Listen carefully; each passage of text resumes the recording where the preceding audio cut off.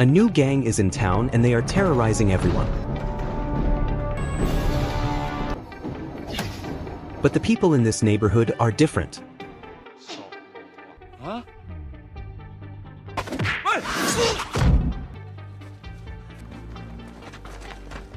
Somewhere in the same town, there's these two men capitalizing on the gang's fame to scam.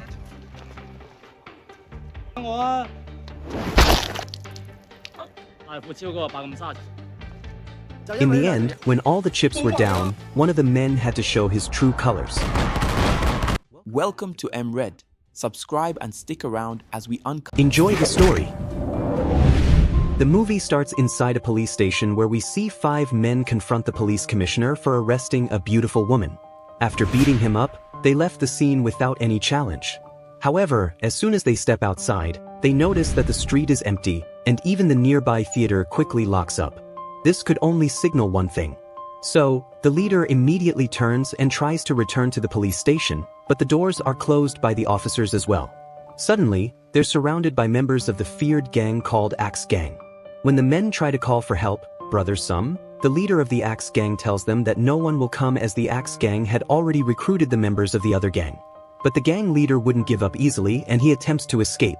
However, one of the Axe Gang members throws an axe that cuts off his leg and Brother Sum then brutally kills him with an axe. The woman in question, now very scared, begs for mercy. But Brother Sum, though claiming he doesn't kill women, shoots her with his shotgun. It's now very clear that the city is under the control of violent gangs, with the Axe Gang being the most feared. In the meantime, we see a residential area known as Pigsty Alley, which is a rundown neighborhood owned by a middle-aged couple who exploit their tenants for rent and food.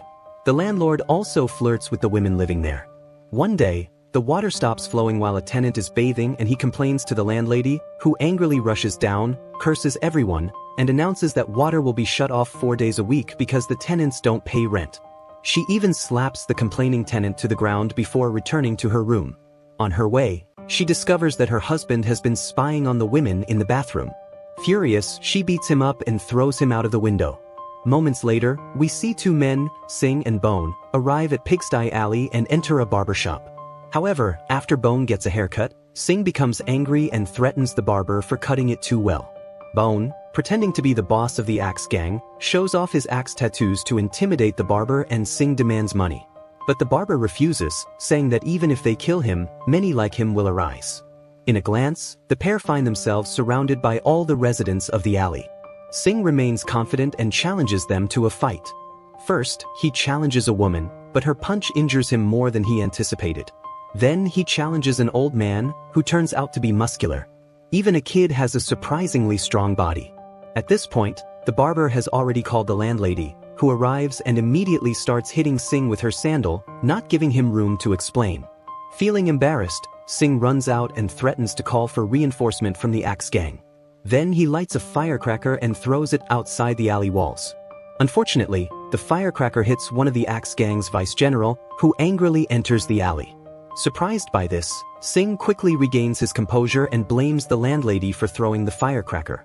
But before the vice general does anything, the landlady speeds off to hide in her room. The vice general turns to attack the barber, but an unknown force punches him into a garbage can. The gang members rush to his side to check on him as they find him deeply wounded. Then he orders them to call for backup. Soon, the entire Axe Gang surrounds Pigsty Alley, and all the residents are taken hostage. One of the gang members pours gasoline on 2 tenants, and Brother Sum threatens to burn them all unless the person who attacked the vice general steps forward.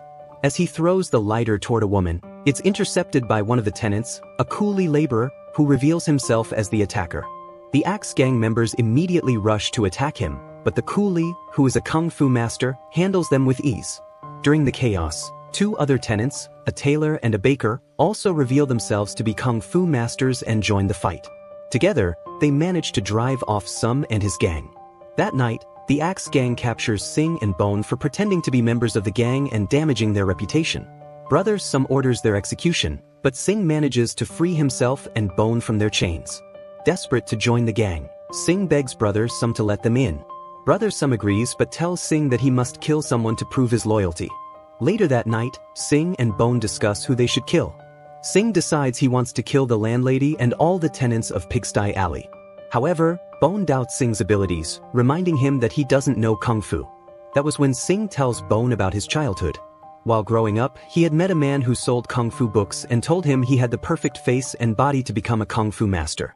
Sing spent all his savings, which he had intended to use to become a doctor or lawyer, on a book called the Buddha Palm Technique. He practiced every day but was humiliated when he tried to save a girl from bullies. The bullies beat him up and mocked him for believing he could learn Kung Fu. To make matters worse, they even urinated on him. This traumatic experience left him bitter and led him to desire a life of crime. After sharing his story, Sing and Bone go to get ice cream, but they run off without paying. The ice cream seller, a girl named Fong, chases after them, but they jump on a tram and taunt her as they escape. The next day, the landlady confronts the 3 Kung Fu masters, angry that they didn't tell her about their abilities, which caused the Axe gang to target the alley. She argues with the tenants, but when they begin shouting at her, she lets out a scream so powerful that it shatters glass and silences everyone.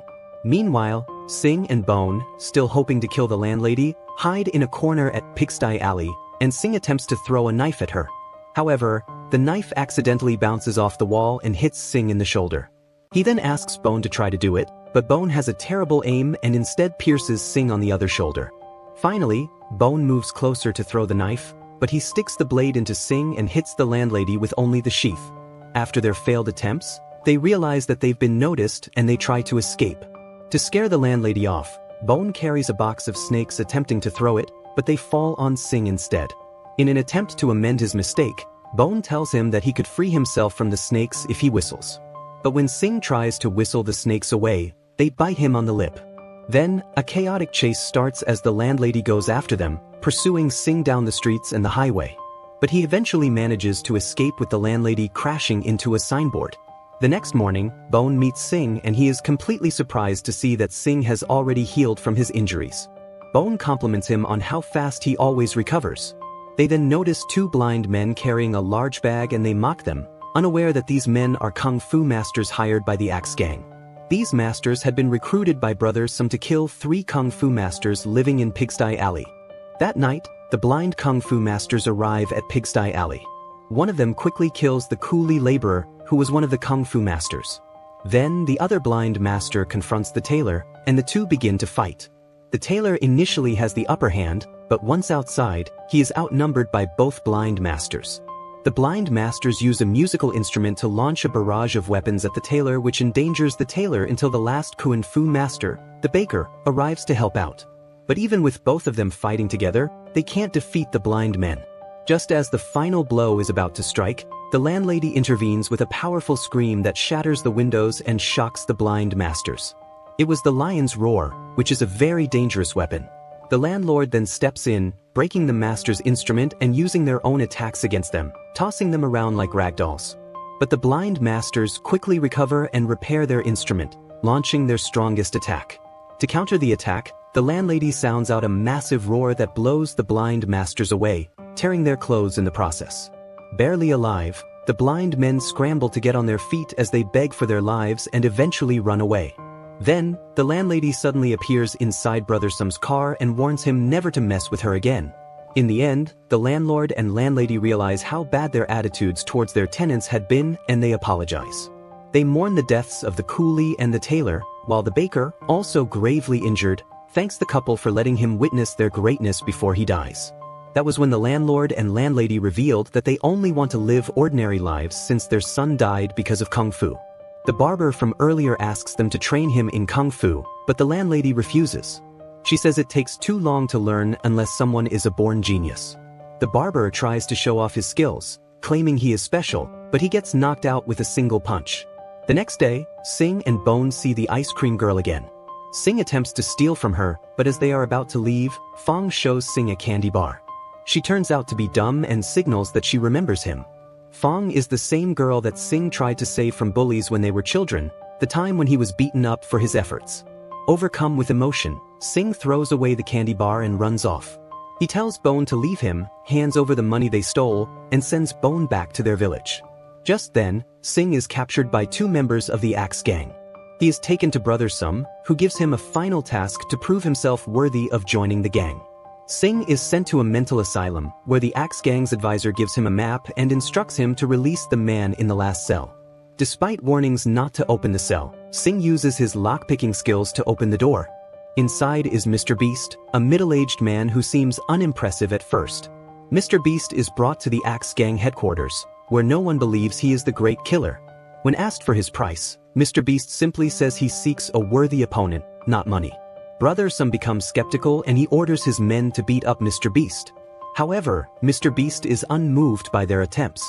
Finally, he showed his skill by catching a bullet he fired on his head using just 2 fingers. Totally dazed, the gang members pay their respects to him. Mr. Beast then kicks down a wall, leading to a casino where the landlord and landlady are waiting, ready to confront the Axe Gang once and for all. A fierce kung fu battle begins, but Mr. Beast easily handles all of the landlord and landlady's attacks. Even the landlady's powerful scream barely has any effect on him. With no other choice, the landlady removes the top of a funeral bell and uses it to amplify her scream, finally knocking Mr. Beast back and shattering the building. When she attempts to finish him off one last time, bringing the bell close to him, Mr. Beast acknowledges their strength and surrenders to them, begging for mercy. However, it was a trick. He soon gets up and tries to shoot them with his lotus pen as he stabs them, and then puts both into a tight lock. Seeing the dire situation, Brother Sum orders Sing to finish off Mr. Beast by hitting him on the head with a wooden railing. Instead, Sing strikes Brother Sum, insisting that he lets him take the decision by himself. Sing finally hits the railing on Mr. Beast's head, shattering it. Enraged, Mr. Beast throws the landlord and landlady aside and grabs Sing. He beat him viciously and planted his face into the ground. In one last attempt, Sing hits him again with his last strength, prompting Mr. Beast to finish him off. As he is distracted, the landlord and landlady escape with Sing. Furious at their escape, Brother Sum confronts Mr. Beast, but Mr. Beast kills him with a single punch. Back at Pigsty Alley, the landlord and landlady use Chinese medicine and acupuncture to save Sing's life. The landlady is amazed at how quickly Sing is healing. Meanwhile, Mr. Beast has arrived at the Pigsty Alley with Axe Gang members, ready to take over and kill Sing. However, once fully recovered, Sing helps the landlord and landlady to rest before stepping out to face the gang.